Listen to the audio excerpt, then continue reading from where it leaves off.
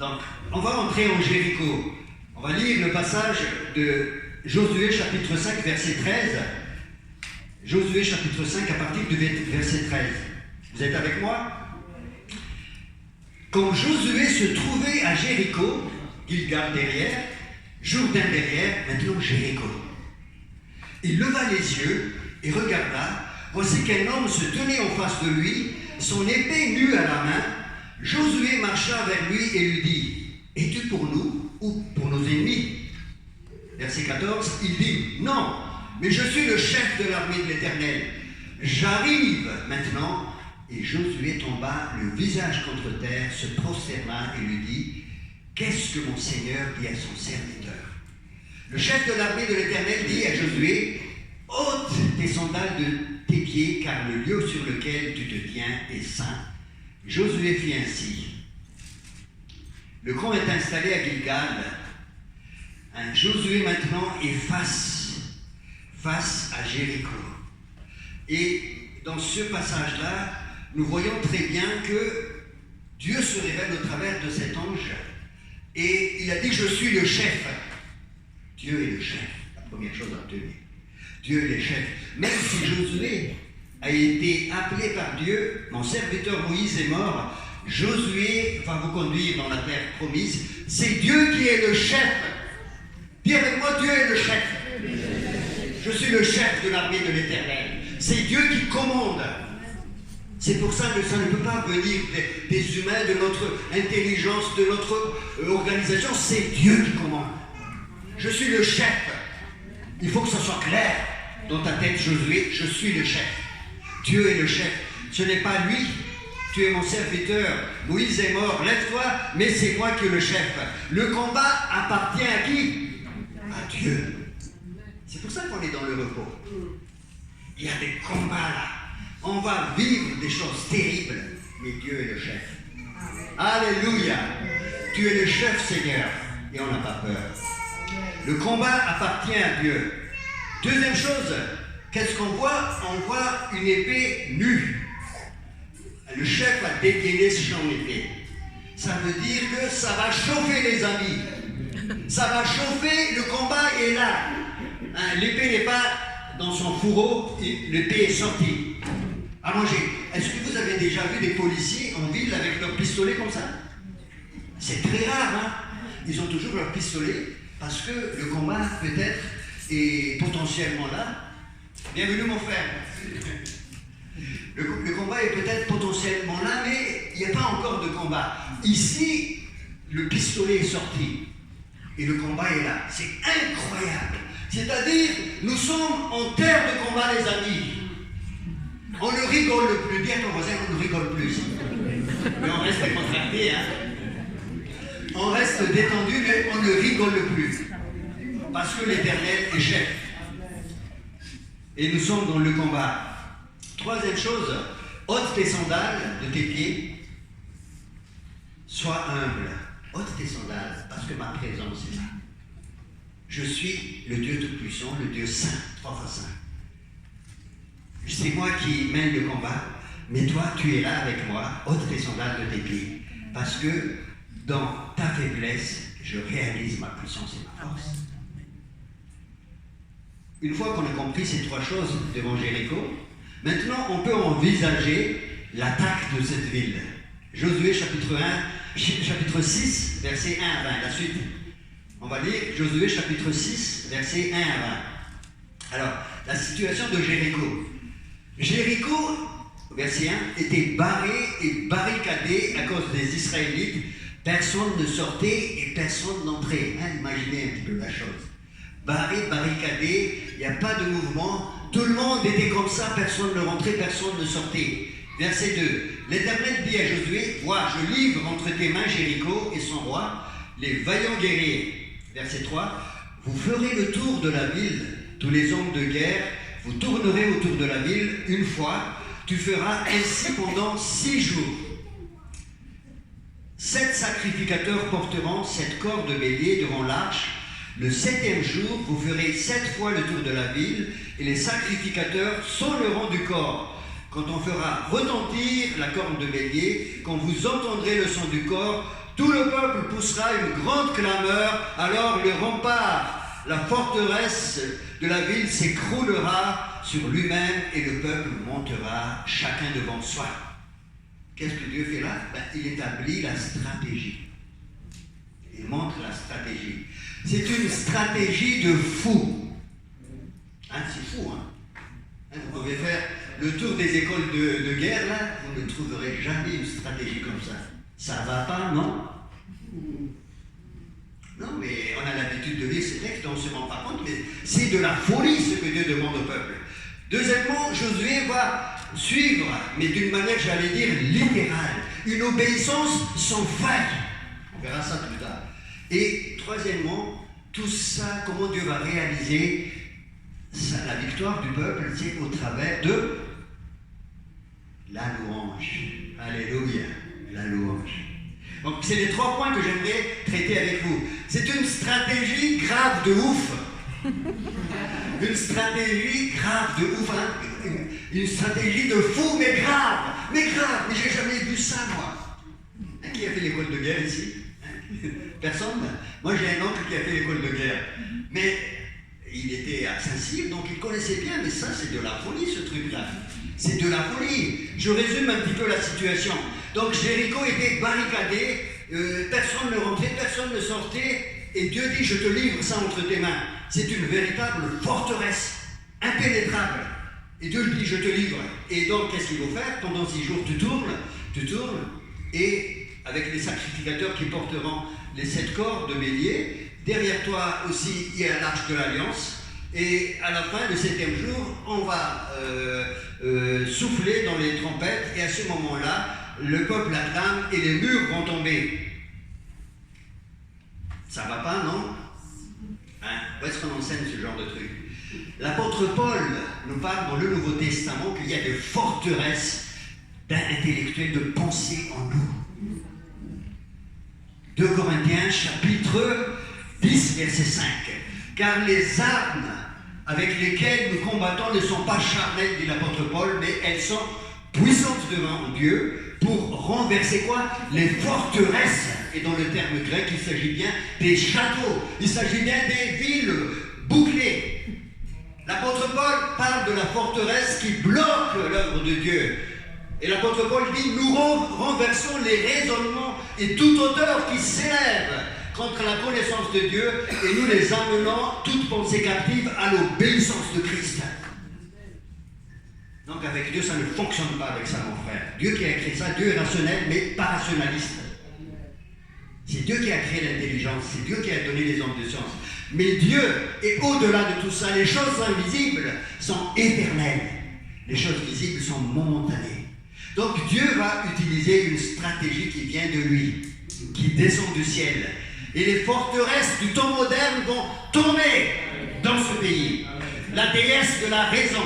Je pense qu'il y a beaucoup de gens qui sont sous cette déesse de la raison, qui font des œuvres du Seigneur, mais qui le font toujours à la manière du siècle présent. Et c'est pour ça qu'on est un petit peu désarmé, on ne sait plus comment faire. C'est ouf, grave de ouf. C'est bon ça, La raison juge de tout. La raison a été mise sur son trône, en France particulièrement, et en Europe d'une manière générale. C'est la raison qui détermine tout. La raison juge de tout depuis que Descartes a dit « je pense donc, je suis ». Ceux qui ont lu les méditations métaphysiques, moi je l'ai lu, je sais bien. Il a renversé toutes les certitudes scientifiques, tout ça, et à la fin, il est arrivé à cette impasse. Mais est-ce que j'existe? Et il a dit, oui, j'existe parce que je pense. Ah oui, je pense, donc je suis. Et à partir du je, de moi, je suis, il va reconstruire toutes choses, les mathématiques, tout ça, et même l'existence de Dieu. C'est parce que je suis fini, donc l'infini existe. Je suis imparfait, donc celui qui est parfait existe.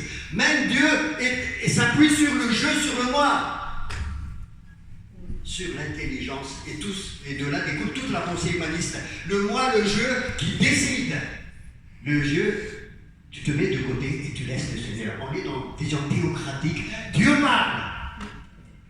Et c'est ça la vision apostolique, frères et sœurs. Dieu parle et les forteresses vont tomber.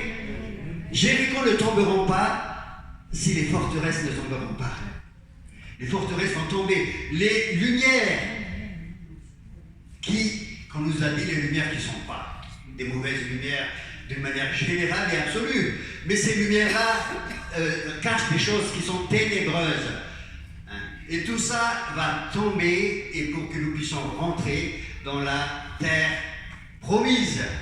Le Dieu de la Bible est un Dieu qui se révèle.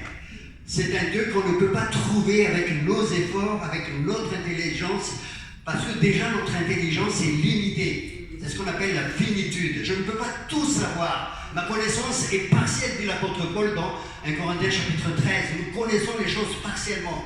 Mais en plus de cela, la Bible dit que si notre évangile est voilé, il est voilé pour ceux qui périssent. Il y a un voile. Et ce voile-là doit être enlevé. Le manteau ancien doit être mis de côté pour que le manteau de Dieu vienne sur toi. Parce que dans ce manteau de Dieu, il y a une révélation qui vient d'en haut. C'est ça ce que la Bible enseigne. Tu ne peux pas connaître Dieu s'il ne se révèle pas à toi. Nous avons besoin d'une révélation. Donc la forteresse du raisonnement, la forteresse intellectuelle, même si tu as été élevé là-dedans, tu vas le mettre de côté. Et tu dois fonctionner comme le Seigneur fonctionne. La forteresse de Jéricho va tomber.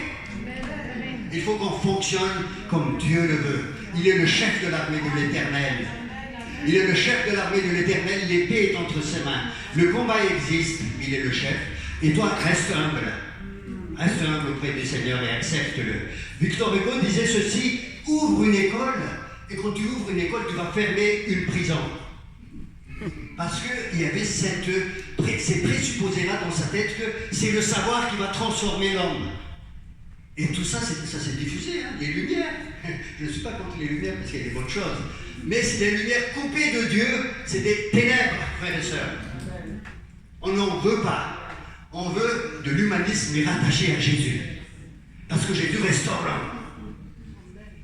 C'est ça qui bloque, premièrement, les dieux de l'intelligence. Et quand on réfléchit bien, l'apôtre Paul, il n'était pas contre l'intelligence. Et c'est pour ça que je vous disais tout à l'heure que l'intelligence, Dieu est rationnel, parce que c'est lui qui a créé les mathématiques. La physique, tout ce que nous voulons. C'est lui qui a créé l'homme à son image. Il lui a donné à l'homme cette capacité de découvrir des lois. Mais l'intelligence qui n'est pas renouvelée, elle est dangereuse. Surtout pour les choses du Seigneur. L'apôtre Paul, il dit dans Romains chapitre 12, vous connaissez bien, ne vous conformez pas au présent siècle, mais soyez transformés par le renouvellement de l'intelligence. Pourquoi faire? Afin que vous discerniez quelle est la volonté de Dieu qui est bonne, agréable et parfaite. Donc l'intelligence, sous le contrôle du Saint-Esprit, peut nous amener à connaître le Seigneur encore plus. Donc ne soyez pas fâchés contre l'intelligence, mais dégagez l'intelligence qui ne se soumet pas à Dieu. L'intelligence qui se veut autonome. Cette intelligence-là, on n'en veut pas. Nous voulons garder l'intelligence, et c'est pour ça que nous sommes contents d'apprendre des choses, mais nous voulons être soumis à Dieu. Amen. Amen. Dis à ton voisin, dis à ta voisine, soyez transformés par le renouvellement de l'intelligence. Ne te conforme pas au présent siècle. Qui veut gagner la bataille du Seigneur? Amen. Vous avez vu, hein? Donc c'est une bataille très dure. Mais nous sommes dans le repos. Il va falloir changer la mentalité, comme disait notre frère. Exactement. Apprendre à marcher par la folie de la croix. La croix est une folie pour ceux qui périssent. 1 Corinthiens chapitre 1, verset 18 ou 17. La croix est une folie pour ceux qui périssent. Incompréhensible pour ceux qui périssent. Si vous êtes là et que vous aimez Jésus, une révélation de la croix s'est déjà faite dans votre vie.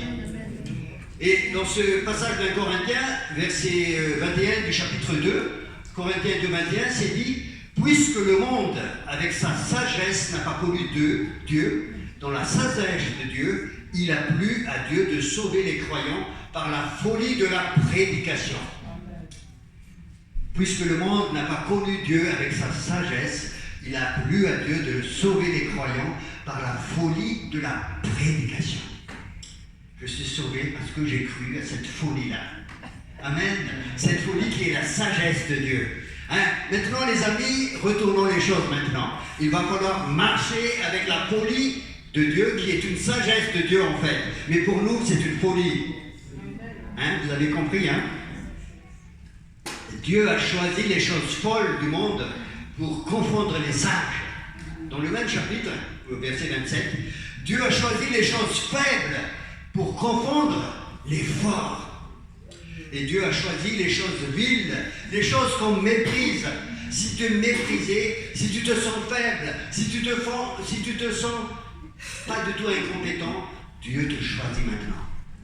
Dis à ton voisin, ta voisine, Dieu te choisit.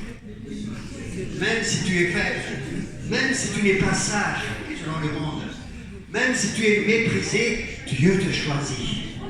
Et Dieu te met dans son armée maintenant pour la conquête de Jéricho. Alléluia. Dans le livre des Actes, au chapitre 13, comment fonctionnent les apôtres? Livre des Actes, au chapitre 13, alors qu'ils étaient en prière, qu'est-ce qui se passe? Actes, au chapitre 13, verset 2. Pendant qu'ils célébraient le culte du Seigneur, qu'ils jeûnaient, le Saint-Esprit dit: mettez-moi à part Barnabas et Saul pour l'œuvre à laquelle je les ai appelés. Qui appelle? Le Saint-Esprit. Qui dirige? Le Saint-Esprit. Nous allons lire ce texte, nous allons dire ça. Oui, soyons soumis au Saint-Esprit, mais dans la réalité, c'est nous qui dirigeons les choses. Vous n'avez pas remarqué? Notre vie, c'est pareil. Je suis soumis, Seigneur. Mais dans la réalité, je suis le chef. Maintenant, tu dégages du trône. Je suis le chef de l'armée de l'Éternel si tu veux gagner le combat. Le Saint-Esprit dit: mettez-moi à part Barnabas et Saul pour l'œuvre à laquelle je les ai appelés. Et quelques versets plus bas, le Saint-Esprit envoie. Est-ce qu'on prend au sérieux ce livre, frères et sœurs? C'est comme ça que ça se passe dans le Nouveau Testament. Mais nous, on a maintenant des réunions, on a maintenant tout un tas de choses où on se creuse la tête, on essaie de trouver un compromis. Alors, tiens, c'est ça. En fait, c'est des produits d'une résultante, d'un compromis, d'une négociation entre les hommes. C'est comme ça que ça fonctionne. Hein? Jésus dit: c'est lui le chef, la tête. Et la tête dirige les membres. C'est comme ça dans le Nouveau Testament. Est-ce que vous êtes prêts à donner toute la place au Saint-Esprit? A-t-il le droit de parler dans votre vie? A-t-il le droit de parler dans nos rassemblements? C'est pour cela que vraiment on peut laisser le Saint-Esprit parler, mais de notre côté, il faut que nous examinions toutes choses et nous retenons ce qui est bon, dit la parole. Vous êtes d'accord avec moi? Donc, laissons le Saint-Esprit agir au milieu de nous. Je vous raconte un témoignage. Ah oui, il est déjà midi 13. Alors, brièvement, en fait, on avait travaillé avec Jeunesse en Mission pendant plusieurs années pour faire ce qu'on appelle Paris Je t'aime. Et c'était en 2009, oui exactement, Denis Drugeot, qui est responsable de Jeunesse en Mission, a demandé des autorisations sur la région parisienne, sur plusieurs places de Paris, comme la République, Bastille ou Nation. Et donc, pendant ce qu'on appelle Paris Je t'aime, pendant 2 semaines, ils avaient l'habitude de faire des spectacles publics et de prêcher l'évangile au travers des chants, des témoignages, à travers des contacts personnels. Il y avait beaucoup de fruits. Et le Seigneur a vraiment béni tout ça. Mais cette année-là, en 2009, ce qui s'est passé, la préfecture a dit non. Tout était coincé, il n'y avait plus de possibilités. Et nous, on commençait à travailler avec eux, et Denis a remarqué, et tout d'un coup, je ne le connaissais pas personnellement, mais bon, on s'est rencontrés comme ça, il m'envoie un mail et il a dit: André, voilà, je vois que vous avez la faveur de la mairie de Boulogne. On a pu organiser des choses avec la mairie, des tournois de basket, on a pu organiser des ateliers pour les ados, tout ça dans la ville. Dieu nous a vraiment inspirés pour faire ça.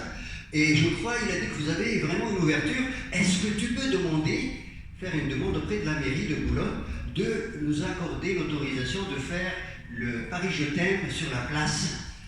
Et donc j'ai reçu le mail avec ces gars, il dit: tiens, Et au moment où on priait pour ça, j'ai dit on va prier. Le Seigneur me dit, vraiment, je ne l'ai pas entendu d'une manière audible, mais une conviction, Trocadéro. Trocadéro, j'ai dit c'est bien Trocadéro, il faut que tu fasses une demande. Mais en même temps, j'ai dit mais c'est de la folie ce que tu dis là. Toutes les places de Paris ont été refusées et là maintenant tu veux demander la première place avec une vue sur la Tour Eiffel, avec une terrasse incroyable. C'est vraiment un symbole de droit de l'homme aussi sur le Trocadéro et tu vas demander ça. Et j'ai dit mais quoi? Et puis j'ai dit Sylvia, tu vas demander. Et Sylvia a fait une demande, elle a envoyé un mail.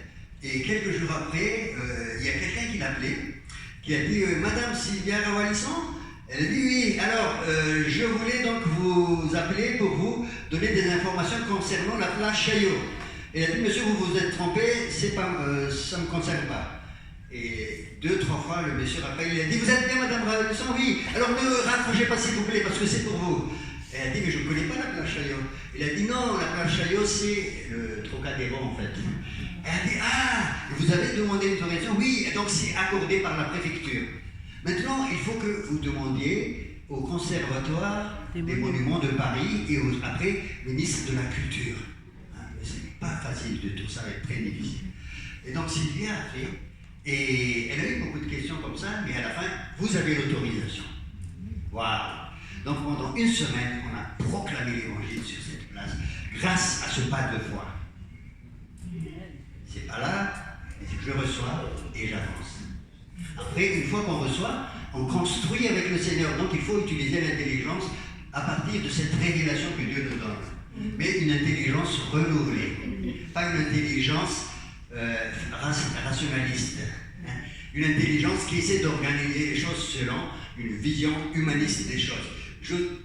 Et donc ça s'est passé comme ça, et j'ai d'autres choses à vous raconter, mais je vais m'arrêter là. C'est la deuxième chose, une obéissance infaillible de la part de Josué. On va lire quelques passages comme ça. Au chapitre 6 de Josué, chapitre 6, verset 6, Josué, fils de Nun, appela les sacrificateurs et leur dit « Portez l'arche de l'Alliance et que 7 sacrificateurs portent 7 corps de bélier devant l'arche de l'Éternel. » Au verset 7, « Passez, faites le tour de la ville et que l'avant-garde passe devant l'arche de l'Éternel. » Et au verset 8, « Il en fut comme Josué l'avait dit au peuple. » Josué reçoit, Josué obéit et Josué transmet. Et tout le monde suit. Une obéissance sans faille. Dieu écoute les instructions du Seigneur. Même si c'est grave de ouf, on obéit. Dis à ton voisin, même si c'est grave de ouf, ça vient du Seigneur, on obéit. Même si c'est fou, on engage le plus compréhensible. Même si c'est absolument fou, grave ça veut dire très fort pour les jeunes, ouf c'est fou. Même si c'est complètement taré, quand ça vient du Seigneur, obéit. Et au verset 8, il en fut comme Josué l'avait dit au peuple. Il en fut comme Josué l'avait dit au peuple. L'avant-garde marchait, verset 9, devant les sacrificateurs qui sonnaient du corps. L'arrière-garde suivait l'arche, en marchait au son du corps. Josué avait donné cet ordre au peuple, vous ne crierez pas, vous ne ferez pas entendre votre voix. Ça, c'est les 6 premiers jours. Vous restez silencieux et ne sortirez pas une parole de votre bouche jusqu'au jour où je vous dirai. Poussez des clameurs, alors vous pousserez des clameurs. Verset 11, l'arche de l'Éternel fit le tour de la ville, elle tourna une fois, puis rentrèrent au camp et y passèrent la nuit. Josué se leva de bon matin et les sacrificateurs portèrent l'arche de l'Éternel. Verset 13, les 7 sacrificateurs qui portaient les 7 corps de bélier devant l'arche de l'Éternel se remirent en marche, sonnèrent du corps, l'avant-garde précédait et l'arrière-garde suivait l'arche de l'Éternel, en marchait au son du corps. Verset 14, ils furent une fois le tour de la ville, le second jour, puis ils retournèrent dans le camp, ils firent de même pendant 6 jours. Ils avaient l'air ridicules. Ouais, c'est de la folie, hein. Mais de ouf, de grave, de ouf. Ridicule, mais obéissant. Hein? Ça ne vous est jamais arrivé, ça? Une fois, le Seigneur, j'étais dans une grande surface comme ça, il y avait une personne qui était là, le Seigneur dit, maintenant tu vas parler de moi à cette personne. J'ai dit, oui, d'accord, qu'est-ce que je fais? Il a dit, tu vas chanter. tu vas chanter l'évangile. Moi, je ne suis pas dans l'équipe de louange. J'ai dit, ok Seigneur, et puis j'ai commencé, j'ai dit, bonjour, comment allez-vous? Ça va? Vous avez quoi de neuf? Il a dit, rien. J'ai dit, moi j'ai une bonne nouvelle. Ah, oui, et je vais vous chanter cette bonne nouvelle. Et puis je commence à chanter l'évangile, la personne était en larmes, elle a accepté Jésus, et tout le stand qui est autour ont tous accepté Jésus. Grave de ouf, mais obéissance au Seigneur. Obéissance. Et j'ai été moi-même impressionné par la façon dont le Seigneur a fait les choses. Donc, obéissance absolue. Vous vous rappelez aussi de ce passage dans Luc chapitre 5, verset 5. Maître, nous avons travaillé toute la vie sans rien prendre, mais sur ta parole. Et la parole en grec c'est rhéma. C'est pas logos. Sur cette parole révélée qui descend d'en haut, je vais jeter le filet. Luc 5, 5. Le Saint-Esprit aussi a dit, je l'ai dit tout à l'heure, mettez-moi à part Barnabas et Saul, en vue de l'œuvre. Et ils sont partis.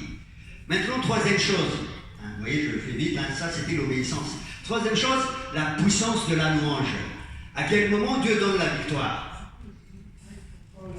Au moment où les peuples lancent une clameur. J'ai lu cette semaine Bruno Picard, en fait, qui écrit maintenant les miracles chaque jour. Peut-être que certains d'entre vous reçoivent ça. Qui reçoit ça? Les miracles chaque jour, c'est des paroles d'encouragement. Des fois, c'est très encourageant, d'une manière générale.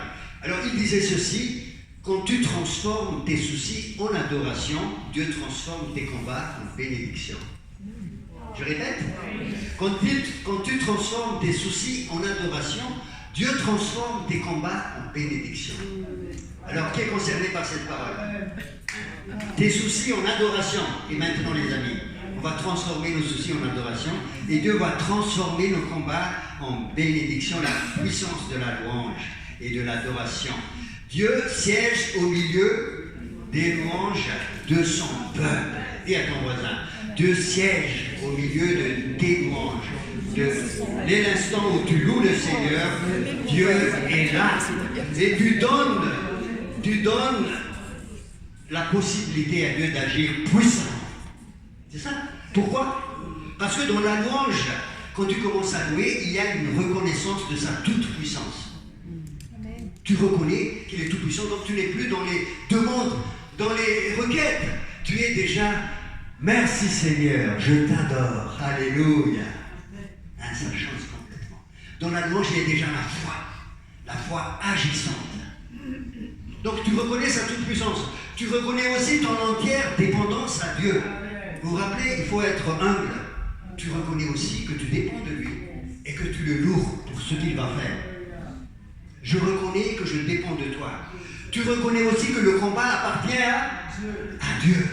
Donc tu le loues, tu l'exaltes, tu reconnais et tu l'honores au travers de ta louange. Donc la conséquence de tout ça, c'est la joie. La joie du Seigneur est notre force. Je ne crois pas, frères et sœurs, au combat dans la terre promise sans joie. Le combat va être dur, difficile. Nous serons dans le repos et dans la joie. Alléluia. Dis à ton voisin, le combat avec le Seigneur, c'est dans la joie. C'est dans la paix. C'est dans la joie. Reconnaissance du repos aussi. Je me repose. Le combat est dur, mais moi je suis dans le repos. Alors, j'ai quelques passages à lire là, maintenant, mais je vais vous donner les références. Et je vais lire rapidement avec vous 2 Chroniques chapitre 20. Vous connaissez l'histoire de Josaphat? Josaphat va nous donner une très bonne leçon par rapport à la louange. Il était attaqué par les Ammonites et les Moabites. Au verset 1 de Chroniques 20. Et au verset 2, c'est écrit: une multitude nombreuse s'avance vers lui. Et au verset 3, Josaphat éprouva une grande crainte. Vous pouvez éprouver une grande crainte, je dirais c'est légitime. Maintenant, c'est l'attitude que vous allez prendre qui est intéressante. Et c'est ça qu'il faut faire. Alors, qu'est-ce qu'il a fait Josaphat? On passe. Il commençait à prier, rassembler les enfants d'Israël, et tout d'un coup, Dieu envoie une parole au travers du prophète. parole prophétique qui descend d'en haut et qui parle au peuple. Et il disait ceci au verset 15, « Soyez sans crainte et sans effroi devant cette multitude nombreuse, car ce n'est pas votre combat, mais celui de Dieu. » Alléluia. C'est le combat de Dieu. Demain, descendez contre eux, ils vont arriver par la montée de Hathit, et vous les trouverez au bout de Valan, en face du désert. Verset 17, vous n'aurez pas à y combattre, présentez-vous, tenez-vous là, et vous verrez le salut de l'Éternel. Waouh! Soyez sans crainte et sans effroi, demain sortez à leur rencontre, et l'Éternel sera avec vous. L'Éternel combattra pour vous et vous gardez le silence. Et dans 2 Chroniques, au verset 21 du chapitre 20, le peuple se tient conseil et désigna des chantres pour l'Éternel afin de faire entendre la louange. Et ils ont commencé à célébrer l'Éternel car sa bienveillance dura toujours. Verset 22, au moment où l'on commençait les acclamations, les louanges, l'Éternel plaça des embuscades contre les Ammonites et les Moabites. Et c'était la défaite totale. Amen. Vous voyez, Dieu a l'habitude de fonctionner comme ça, par la louange, parce que dans la louange, nous le mettons sur son trône. À quel moment Dieu donne la victoire? Mais bien sûr, pendant la louange. Et ça, nous l'avons vu aussi dans le livre de Josué, que je vous ai dit tout à l'heure. Au moment où vous poussez des clameurs, Dieu va faire tomber les forteresses. Et dans le Nouveau Testament, Actes chapitre 16, verset 25. C'est valable dans l'Ancien et dans le Nouveau. Actes chapitre 16, verset 25. L'apôtre Paul était dans cette prison. Avec qui? Avec Silas. Il arrivait dans cette ville qui s'appelle Philippe. Vous connaissez l'histoire. Actes chapitre 16, il arrivait dans cette ville. Et au verset 25, vers le milieu de la nuit, Paul et Silas chantaient les louanges du Seigneur. Priaient et chantaient les louanges du Seigneur. C'est seulement au milieu de la nuit. Ils étaient au fond d'une prison. C'est vraiment dans la prison qui se trouve au fin fond. Et semble-t-il, on leur a mis même des chaînes sur leurs pieds. Donc ils ne pouvaient plus bouger. Et il a fallu un petit peu de temps. C'est au milieu de la nuit qu'ils se sont dit, mais attendez, écoute, il faut qu'on chante les louanges du Seigneur. Mais leur situation était très complexe. Parce que si vous lisez l'ensemble du contexte, en fait, Dieu les a empêchés d'aller en Asie. Chapitre 16. Dieu les empêche d'aller en Asie. Ensuite, ils changent de direction, ils continuent. Et un peu plus loin, ils arrivent en Bithynie. Et Dieu leur dit non, n'y allez pas en Bithynie. Continuez encore tout droit. Et là, ils arrivent à Troas. Et à Troas, c'est en fait la dernière ville qui sépare en fait l'Asie de l'Europe. Et là, Dieu leur envoie un Macédonien dans le songe qui dit à l'apôtre Paul, viens à notre secours en Macédoine. Et l'apôtre Paul priait et il a conclu que Dieu veut maintenant les envoyer en Macédoine, dans cette ville de Philippe, donc en Europe. Et grâce à cette obéissance de l'apôtre Paul, vous êtes tous là ce matin. Sinon l'évangile ne serait pas venu en Europe. C'est un petit détail, on ne remarque pas, mais là il y avait un tournant de l'histoire, frères et sœurs. Vraiment un tournant de l'histoire. Paul a obéi, 2 fois il a été empêché par le Saint-Esprit d'aller en Asie, d'aller en Bithynie, et à la fin, il va en Europe. Et vous êtes là. Waouh! Vous vous réalisez, mais c'est incroyable. Les historiens ne remarquent pas ça, mais c'est là le tournant de l'histoire. L'Europe est devenue le berceau de l'Évangile. Et c'est grâce à cela qu'au XVIIIe siècle, l'Europe a envoyé des missionnaires partout. Et moi, j'ai entendu l'Évangile chez moi à Madagascar. Grâce à cela. L'Évangile est venu dans ma chambre. Grâce à une obéissance. Et donc, le tournant de l'Europe était là. Et dans cette prison, Paul a été mis dans la prison parce qu'il y avait cette femme qui avait un esprit de python et qui prophétisait. À la fin, Paul en avait un petit peu marre et il a empêché cette femme de parler. Et donc, le maître de cette femme était fâché, il a rassemblé les autorités de la ville, ils ont pris l'apôtre Paul, ils ont jeté en prison, ils ont roué de coups, et l'apôtre Paul avec Silas était au fond de la prison. Et mettez-vous à la place de l'apôtre Paul. Seigneur, tu nous as empêchés d'aller en Asie, tu nous as empêchés d'aller en Bithynie, et tu nous as dit d'aller en Macédoine, nous sommes arrivés là et tu nous mets en prison. Tu m'as dit de faire ceci, j'ai fait, tu m'as dit de faire cela, j'ai fait, et maintenant je suis dans le pétrin. Ça m'est arrivé, hein. Mais j'obéis. vers le milieu de la nuit, Paul et Silas disent, tiens, on va chanter les louanges, on va remettre le Seigneur sur son trône. On va remettre le Seigneur sur son trône. Ce matin, qui veut mettre le Seigneur sur son trône? Qui veut rejeter ce qui n'est pas du Seigneur, hein, selon le monde? Et je veux vraiment, Seigneur, ce matin, te laisser toute la place. S'il y a des choses à libérer dans ma vie, elle revient à Gilgal. Et je vais rentrer pleinement dans cette vie victorieuse. Je veux prendre la table stable. La table stable, les amis, c'est regarder vers les choses invisibles qui sont éternelles. Pas vers les choses visibles qui changent tous les jours. Hein, qui veut s'engager à cela? Hein, demain, le Seigneur va te passer par un test, hein, crois-moi. Demain, tu vas voir la grève et tout ça, tu vas crier. Tu ne vas pas monter des louanges du Seigneur. Si tu montes des louanges du Seigneur, peut-être que le bus entier va être touché, impacté. Waouh, hein? Donc voilà. Alors, on va prier, on va prendre du temps. Juste, on peut faire un petit chant et puis laisser le Seigneur vraiment. Voilà, c'est le début d'une année, la saison. Vraiment, Seigneur, je veux être libéré. Je veux saisir ta promesse. Je veux saisir ta promesse. Je veux vraiment m'approprier de ce que tu as prévu pour moi. Je veux rentrer dans la terre promise. Une fois dans la terre promise, je veux être libéré, restauré. Je veux être libéré à Gilgal de tout ce qui me liait. S'il y a des démons, on va le briser au nom puissant de Jésus. Et maintenant, je suis libéré. Jéricho est en face de moi. Je veux être une femme, un homme victorieux.